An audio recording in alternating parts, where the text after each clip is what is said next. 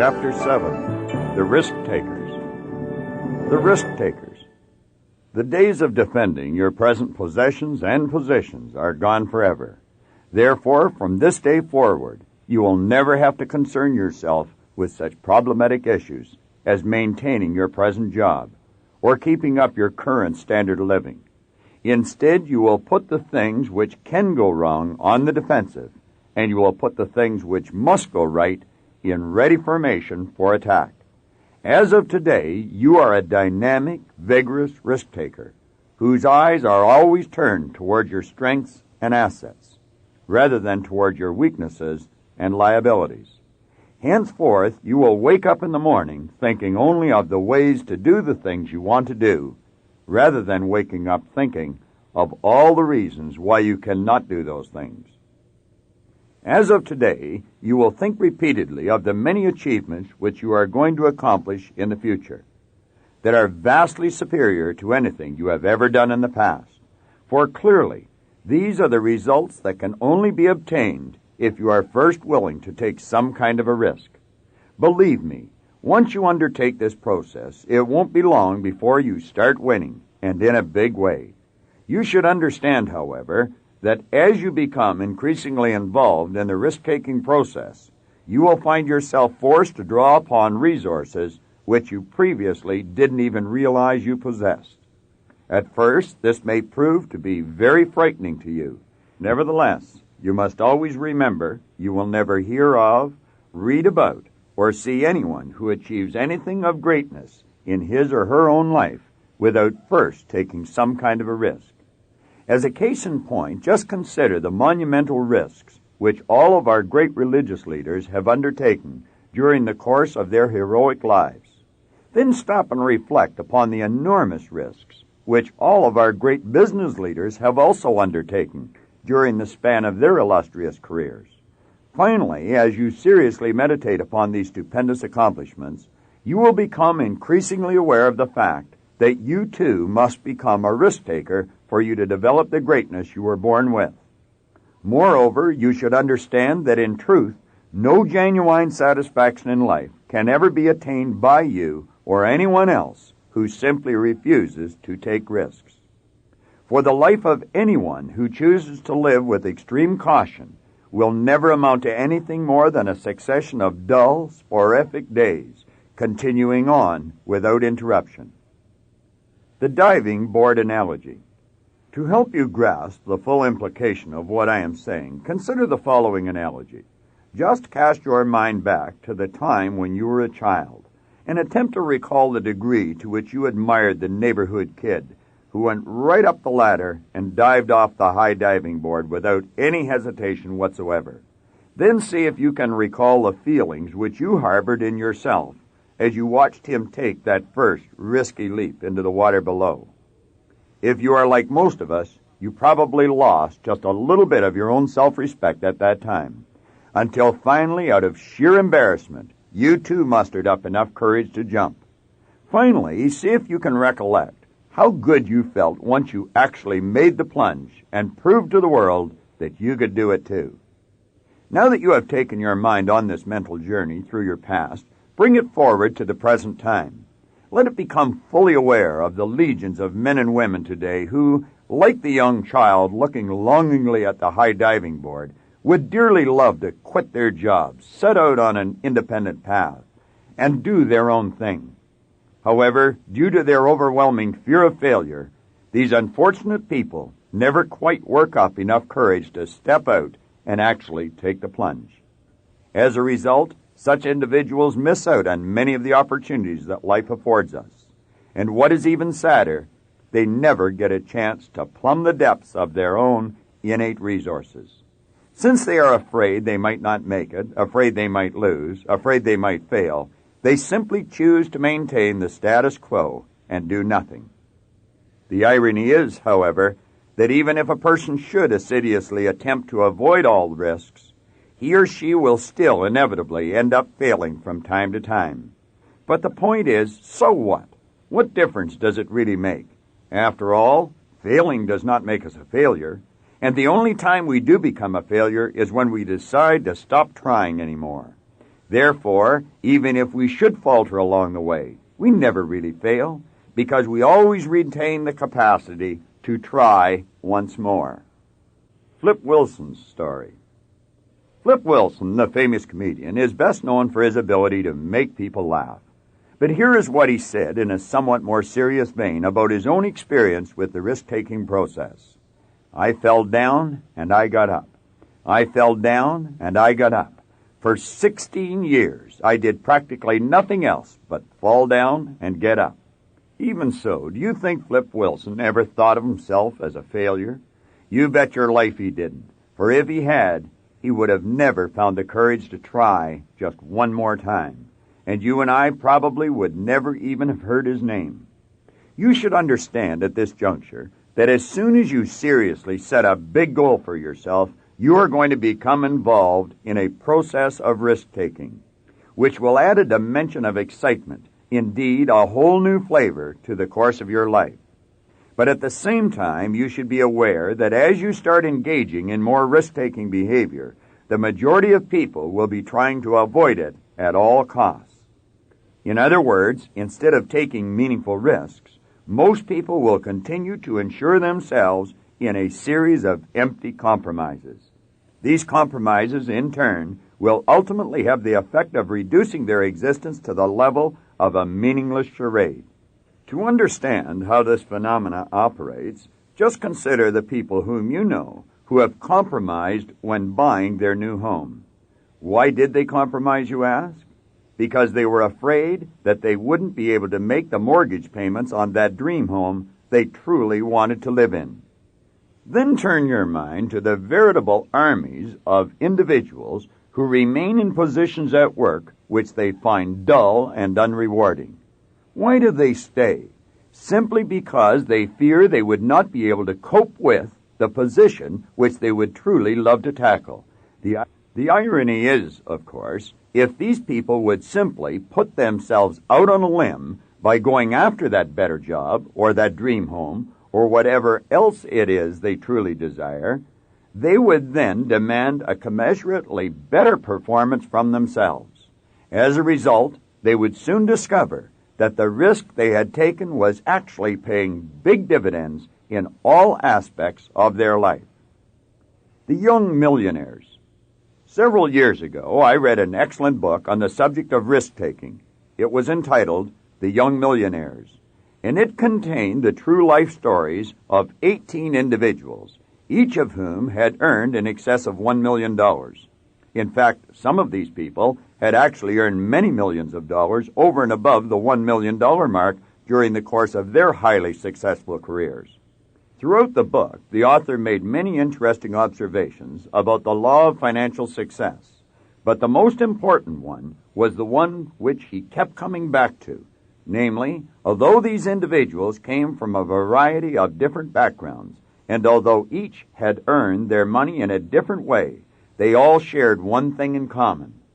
What was that one thing, you ask? Simply put, it was this. Even though everything they owned was riding on the outcome of virtually every major business decision which they made, none of them considered themselves to be taking risks. The reason they didn't, he went on to explain, was because they were living their lives as though it were impossible to fail. Note, however, that in the eyes of most people, there would be no question that these individuals were actually taking tremendous risks, and on an almost daily basis. Fighter pilot study. In a similar vein, research done many years ago, which investigated the lives of fighter pilots in World War II, determined conclusively that, contrary to what you might think, many of the pilots who played it safe during the war were among the first to be killed in combat. By way of contrast, the study also found that, practically without exception, not only were the surviving aces individuals who refused to play it safe, but they were the greatest risk-takers throughout the war. Indeed, as one has the opportunity to observe the performance of individuals from all walks of life, it soon becomes evident that whoever plays it safe in life dies, and dies relatively young. For although many of these individuals remain clinically alive for numerous years, when their hearts finally cease beating, it is a mere formality, because the truth is they have never really lived. By now, you have probably said to yourself, all of this sounds eminently reasonable, but why should it be? Or, why are so many of us destined to go through our entire lives in this condition of self-imposed misery, simply because we are unable or unwilling to take meaningful risks? Well, it seems to me, if we will only cast our minds back to the formative years of our own lives, we will soon recognize where this reluctance to engage in risk-taking behavior has its source. Once we have arrived at that point, I believe we will have come a long way in our attempt to combat and ultimately neutralize this insidious problem. I exhort you, therefore, to pay very strict attention to the information which will now be set out before you. When you were a young child, in fact, even as far back as the time when you were an infant, your parents desperately wanted to see you succeed. As a consequence of this wish, they were terrified by the prospect you might somehow fall short of their expectations of you. This was perfectly natural, in light of the fact they loved you very dearly. Unfortunately, however, it motivated them to attempt to shelter you from every potential harm which might come up in your life. For example, when you first started to walk, they were right by your side, and as soon as you even looked like you were going to stumble, they quickly grabbed onto you so you would not fall and hurt yourself. Similarly, when you engaged in your first fist fight with the little terror next door, your parents were there to soothe the bruised feelings. They probably tried to console you by saying, "You were right, dear, and the other wrong. The other child was a bully." Next, they probably said something like, "In the future, dear, be very careful, and try to stay away from the kids like that." Moreover, if your upbringing was typical of that of most of us, your first bicycle probably brought with it repeated warnings such as, "Be careful, don't fall, watch out," and so on. In this manner, you were slowly but surely programmed to make every move in your life with a brilliant caution light burning brightly on the screen of your impressionable young mind. You must gain the awareness, therefore, that regardless of what anyone may have told you to the contrary, none of us was ever born with a fear of taking risks. For as I have clearly indicated above, the fear of taking risks is something which we learned only after we entered this wonderful world of ours.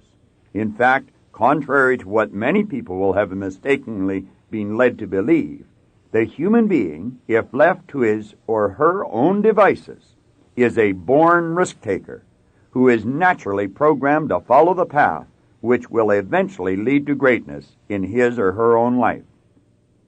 But, be that as it may, before you embark on this exciting path of risk-taking, you should remember to never lose sight of the fact that becoming a risk-taker does not mean becoming an irresponsible individual. If you really think it through, you will realize these two concepts are mutually exclusive. For becoming a risk-taker means to act courageously, and to act courageously is considerably different from acting foolishly, which is how a person acts when he or she behaves in an irresponsible manner. You might encounter a few situations where the line separating these two concepts becomes extremely narrow. Nevertheless, it is absolutely essential you never cross over that line, inadvertently or otherwise. Another thing which you must be aware of is that risk-taking is always a relative term. In other words, behavior which represents a risk to one person may not necessarily represent a risk to another person. Moreover, if the same behavior were carried out by a third party, one might even be tempted to deem it irresponsible conduct. It is clear, therefore, that one must be able to distinguish among these different concepts with a significant degree of accuracy. In order to achieve this, it becomes necessary to go back to one of the basic principles involved in the process of self-development. You must be able to see, with your inner eye, yourself already in possession of the good you desire. Risk-taking versus irresponsibility. People who are irresponsible very rarely accomplish anything of importance, and quite often they invite real harm to themselves. They might occasionally become involved in some activities which are successful, but these results occur so infrequently, and they are so overshadowed by negative results, that they are hardly even worth mentioning. Consider, for example, the individual who dives off a high cliff and into a shallow body of water, simply because he has been dared to do so by a group of his peers. Although the person in question is afraid to dive for some strange reason, he is even more afraid of what the others might say to him, or even think about him if he chose not to dive. Clearly, the person's fear of diving is perfectly reasonable, in view of the fact he has had absolutely no training as a diver. Furthermore, as a result of his lack of training, when he does contemplate what might happen if he did dive, he visualizes himself being very seriously injured. Obviously, for an individual such as this to go ahead and dive would be extremely foolish, to say the least. And the person's actions would have to be considered irresponsible by anyone's standards. On the other hand, however, if this same person trained to become a professional diver, and if he were skilled at taking all of the various factors into consideration, for example, if he were able to visualize himself successfully going through all of the necessary motions, such as swimming to shore, stepping back on land unharmed, etc., then it would be a totally different situation. For although the person would still be taking a definite risk, no one could accuse him of acting in an irresponsible manner. Consider for a moment the stunt people who work in the movie industry. These individuals are constantly performing dangerous acts. In fact, that is precisely what they get paid for.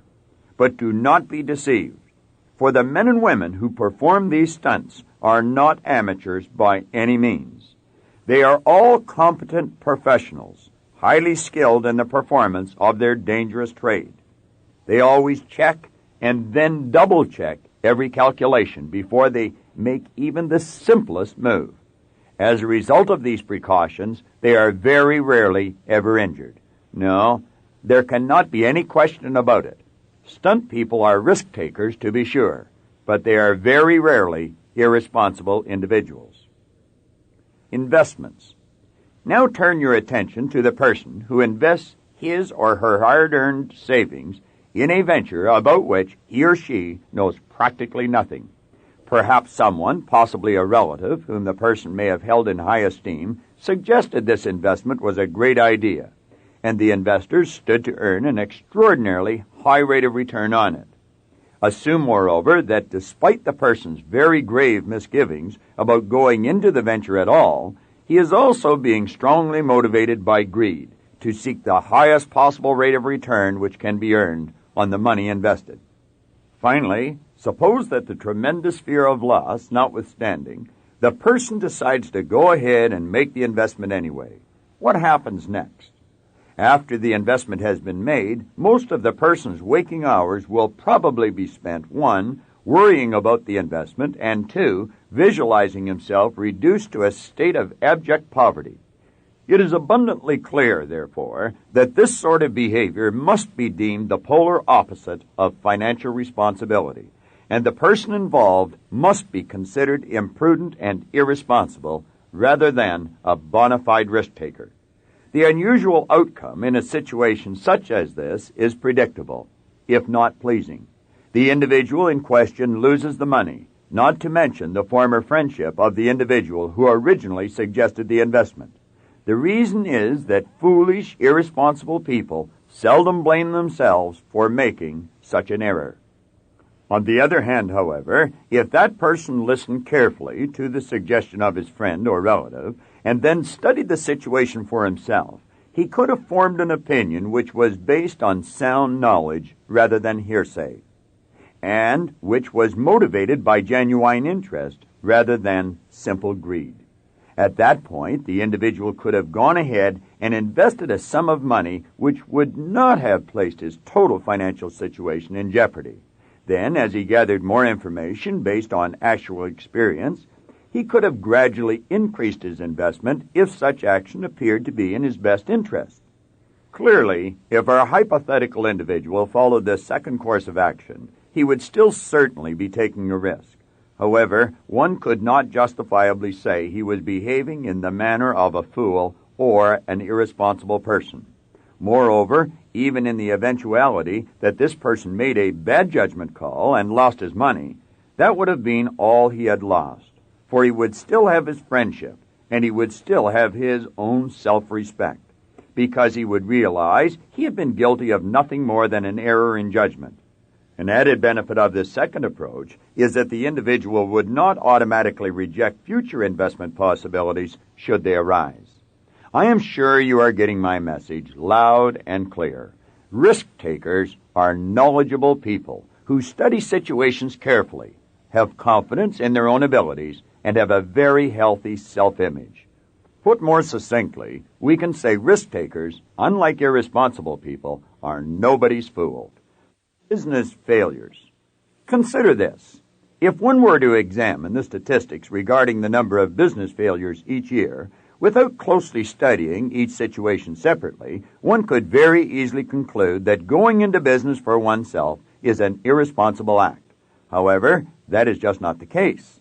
The truth of the matter is, many of the people who have gone into bankruptcy should never have gone into business for themselves in the first place, either because they weren't properly prepared for such an undertaking or because they simply didn't know what they were doing. They lacked the skill, the knowledge, or the proper support to get their businesses off the ground. Bear in mind that although it takes most new companies at least 3 years before they are properly established, some of these individuals didn't allow for 3 months or even 3 weeks to give their businesses a chance.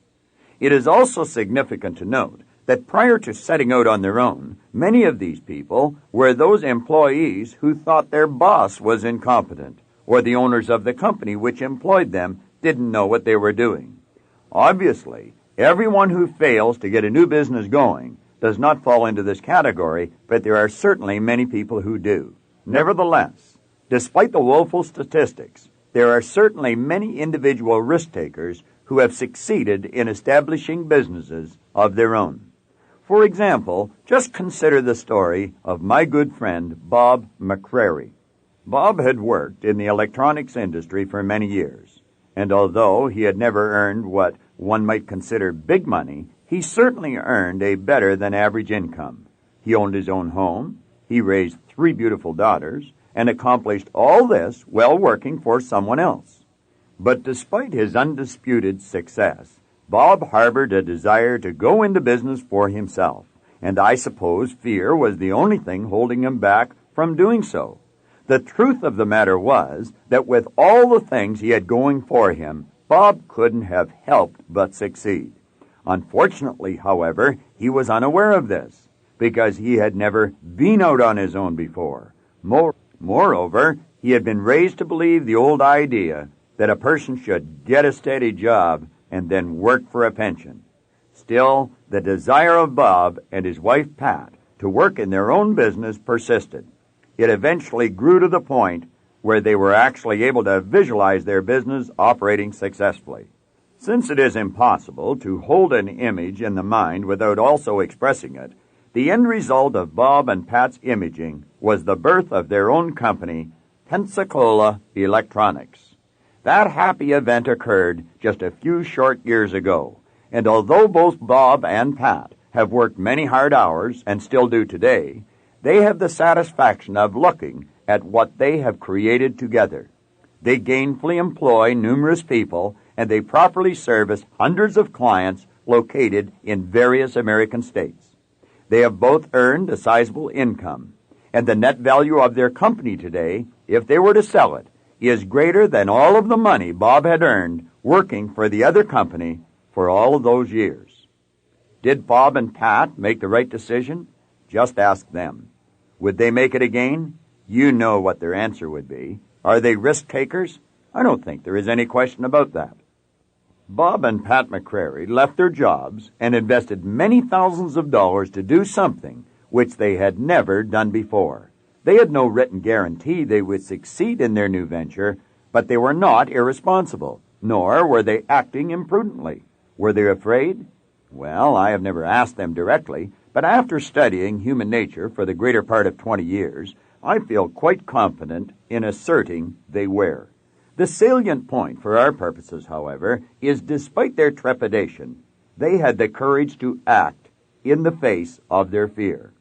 For the person who analyzes a situation carefully prepares himself accordingly, and then proceeds in the face of fear with the image of success in mind, is a genuine risk-taker. Furthermore, as you are already aware, risk-takers very rarely lose, and even when they do, they usually bounce right back to try again. In other words, risk-takers live exciting, creative lives because they are living the kind of life that we are all intended to live. So put a smile on your face, because as of this moment, you too can become a bona fide risk-taker. How? Simply by doing the thing you have dreamed about, off and on for months, or possibly even years. In the great musical, South Pacific, Mary Martin sang, "If you don't have a dream, if I don't have a dream, how are we going to make a dream come true?" It is my belief that every one of us has our own dream. We all have a vision, an idea, or a picture of some great or grand thing or accomplishment which will float to the surface of our consciousness from time to time. Moreover, for a few brief moments, we permit ourselves the luxury of enjoying ourselves doing, being, or having whatever that dream might be. There is no doubt in my mind that you, too, hold a picture of something which floats to the surface of your consciousness periodically, and if the truth were to be known, you would dearly love to execute that dream. Well, the simple truth is, you can. But in all likelihood, it is going to require a considerable amount of courage on your part. Remember, it makes no difference at this moment how bizarre your idea may appear. In fact, you might even regard it yourself as being sheer fantasy. Nevertheless, you can begin to turn it into a reality by making a written description of whatever it is you would like to do, have, or be. Write out your ambition in as much detail as possible and in the present tense. Do not write it out as something that you are planning to do. Rather, write it out as if it were something you are doing currently. In big, bold letters, write, "I can," and then yell it, say it, sing it, drill the idea that you are now going to do this thing into your subconscious mind. Then choose a friend who has a lot of confidence in you, someone whose thinking is compatible with your own, not someone who will put you down and laugh at your idea, to share your idea with. Select someone who will build you up and help instill confidence in you with respect to your idea. Remember, it makes no difference whether your goal is starting a new business, buying or building a new home, getting a new automobile, a new position at work, setting a sales record, or getting an honors mark in school. Whatever it may be, you must step out and boldly pursue it. Keep reminding yourself that you have tremendous reservoirs of potential within you, and therefore you are quite capable of doing almost anything you set your mind to. All you must do is figure out how you can do it, not whether or not you can. Begin to visualize yourself as a risk-taker, and then start telling yourself you are one. Become fully aware of the good vibrations you get, simply by virtue of practicing these simple mental exercises. But before you proceed any further with your quest, find yourself a pad and pen. Then prepare a balance sheet by taking an 8.5 by 11 sheet of paper and drawing a straight line down the center of the page. On the left-hand side, place a minus sign, and on the right-hand side, place a plus sign. Under the minus sign, write out the very worst thing that could happen to you if you were to follow through with your idea. On the right-hand side, write out all the good things, the very best things that could happen to you if you were to go ahead with your plan. Clearly understand that so long as what you plan to do is honest and honorable, whatever goes on the left-hand side of the page is not going to be disastrous. On the other hand, however, what goes on the right-hand side of the page could turn out to be absolutely magnificent. Therefore, by creating the balance sheet in this manner, you are demonstrating to yourself, for your own edification, the fact you actually have nothing to lose. It has already been brought to your attention numerous times in this book that simply missing the mark does not make you a failure. It only means that your plan did not work out as you had anticipated. So even if you should lose everything you own, you still retain the capacity to bounce back to try once again. For several years now, I have been in the habit of reading the biographies and autobiographies of men and women who have truly accomplished something of significance in their lifetime. I have found, moreover, that almost without exception, these individuals had fallen short of their goals on numerous occasions, but that never deterred them. Indeed, I myself have experienced failure to hit the mark on a number of occasions, and I will readily admit it hurts a little, and it even causes a certain amount of embarrassment. But be that as it may, it has never stopped me from trying again, and it need not stop you either, because we all possess the ability to get up and get going once again. Therefore, this very moment, make up your mind that you are going to become the risk-taker you truly wish to become.